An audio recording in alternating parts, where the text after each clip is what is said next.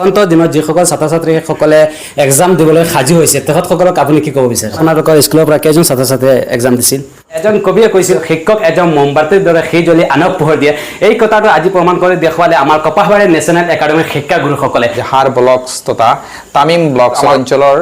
যিসকল ছাত্ৰ ছাত্ৰী হাইস্কুল শিক্ষান্ত পৰীক্ষাত তেওঁলোকে উত্তীৰ্ণ হৈছে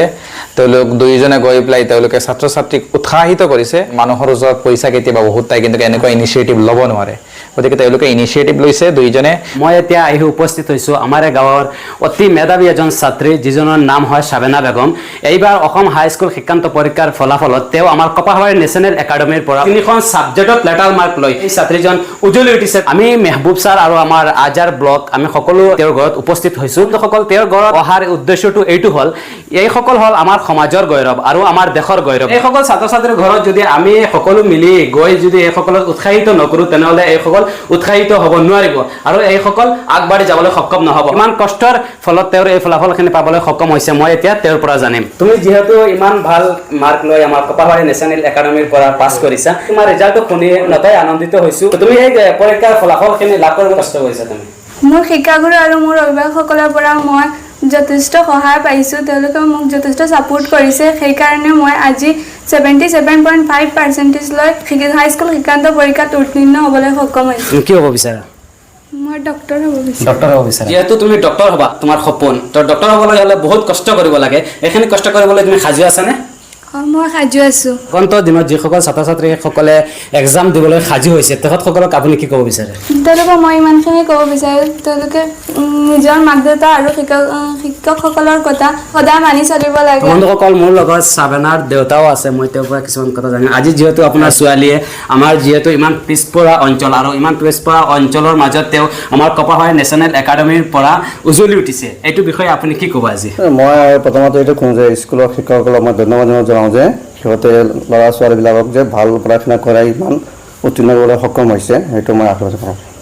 আগন্তুক দিনৰ এই ল'ৰা ছোৱালীবিলাকে ভালকৈ পঢ়িব লাগে আৰু ভাল ৰিজাল্ট আউট কৰিব লাগে আমাৰ যিজন ছাত্ৰী সাবানা তাই যথেষ্ট অমায়িক আছিল লগতেও তাই বিৰাট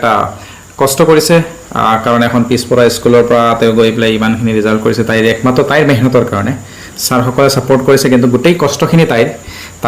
ছাৰসকলে দিয়া বস্তুখিনি সুচাৰুৰূপে পঢ়ি পেলাই গৈছে আপোনালোকৰ স্কুলৰ পৰা কেইজন ছাত্ৰ ছাত্ৰীয়ে এক্সাম দিছিল আমাৰ যিখন স্কুল কপাহবাৰী নেশ্যনেল একাডেমী যিখন কপাহবাৰী বজাৰত আছে স্কুলখনত টোটেল আমাৰ 39 ষ্টুডেণ্টছ আছিল 39ৰ ভিতৰত আমাৰ 36 জন পাছ আউট হৈছে আৰু টোটেল আমাৰ ফাৰ্ষ্ট ডিভিজন আছিল 7 ষ্টাৰ পাইছিল দুজনে আৰু সৰ্বোচ্চ মাৰ্ক আমাৰ এডভান্স মেথছ আছিল এডভান্স মেথছত তিনিজন ছাত্ৰ ছাত্ৰী আছিল তিনিজনে লেটাৰ পাইছে আৰু হাইয়েষ্ট মাৰ্ক 95 পাইছে আৰু আমাৰ ছাত্ৰ যিখিনি আছিল তেওঁলোকক তলত আমি মেহনত কৰিছোঁ আৰু আগন্তুক দিনত আৰু বেছি মেহনত কৰিম বুলি আমি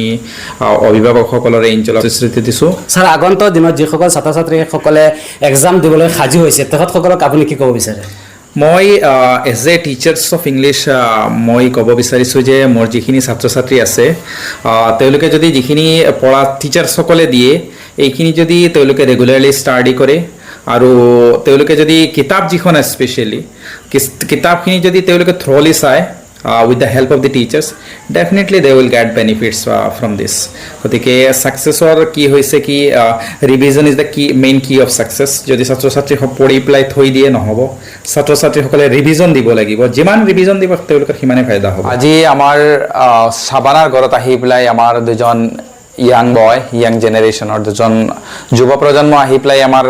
সাবানাৰ ঘৰত আহি পেলাই মিডিয়া কভাৰেজ কৰি আছে এনেকুৱা তেওঁলোক যে সাবানাৰ ঘৰলৈ আহিছে এনেকুৱা নহয় তেওঁলোকে সকলোৰ আমাৰ অঞ্চলৰ যিসকল ছাত্ৰ ছাত্ৰী হাইস্কুল শিক্ষান্ত পৰীক্ষাত তেওঁলোকে উত্তীৰ্ণ হৈছে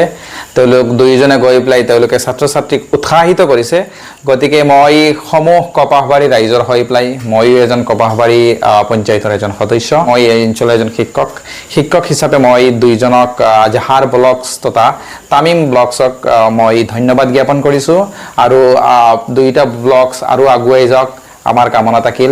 নিশ্চয় এনেকুৱা তেওঁলোকে এটা ইনিচিয়েটিভ লোৱাৰ কাৰণে কাৰণ মানুহৰ ওচৰত পইচা কেতিয়াবা বহুত থাকে কিন্তু এনেকুৱা ইনিচিয়েটিভ ল'ব নোৱাৰে গতিকে তেওঁলোকে ইনিচিয়েটিভ লৈছে